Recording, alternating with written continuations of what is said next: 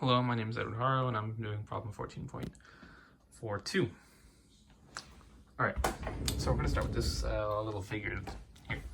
So we want to find the diameter of the piston on this side with the student on it.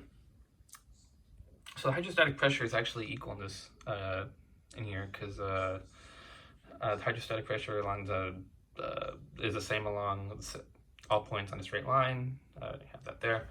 And the height, which we'll get to why that's important later, is also, it's zero. The height is the difference between these two. And since they're the same height, it's zero. And we'll get to why that's really important right now. So we know that the pressure of the student is equal to the pressure of the elephant.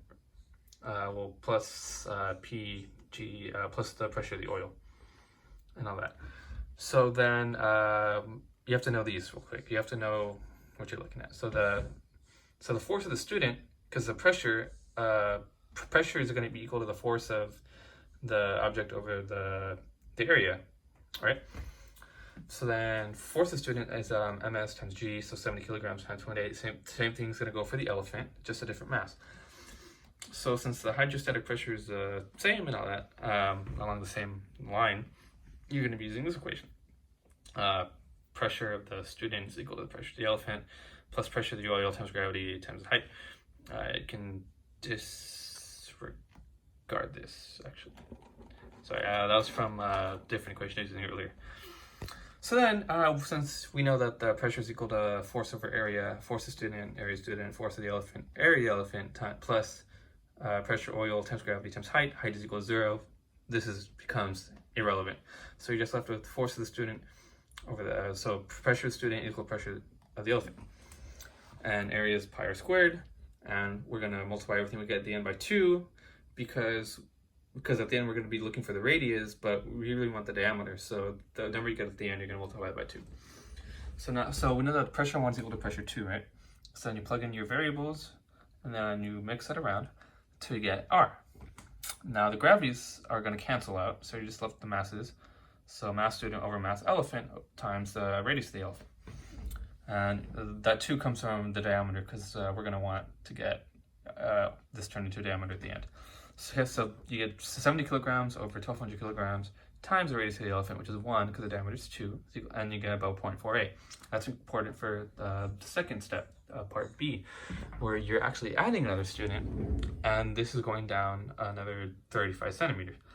Now, because it's going down 35 centimeters, the change in the pressure of the oil stays the same, I think. So we know the pressure of the students equals the pressure of the elephant plus pressure of the oil times gravity times height, because of what's that? Pascal's theorem, I think. So then we know that we know what the pressures are equal to. You know, force of the elephant over area of the elephant, and this would be force of the students over the area. So then now that we have a new mass, this is the second student, you're gonna have to do the mass of the first student plus m, which we are trying to find, times gravity over all that. So okay, so in this case, it's really important that I want to stress, because I actually, I do not know how to actually solve this down here, but the height is not actually 35 centimeters, because that's just how much the students are going down by, which means that the elephant's going to go up a different amount. And then so just because it goes down 35 centimeters doesn't necessarily mean that the elephant's going to go up 35 centimeters. At least I don't think. So the change in the height is equal to the change height of the student plus the height of the elephant. I think so. No, yeah, that's what it is. Sorry, but in the end I just ended up using the 35 centimeters. So then you plug in your values. You move this over to here because you want to get the masses by themselves. The gravities cancel. And then after that, you're going to move the mass of the student over to this side, because you just want to get the mass of the second student by itself.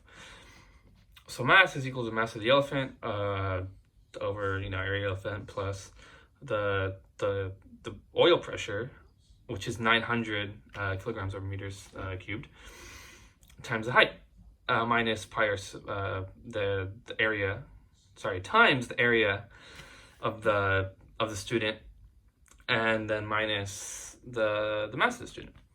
So you're going to get mass is equal to these, so all this, radius is 1 because diameter is 2, 900 kilograms over meters cubed for the pressure of the oil, times the height, change in height, and then area of the student minus mass of the student. In the end, you do all that. I use 35 centimeters, you get about 57 kilograms. Thank you for your time.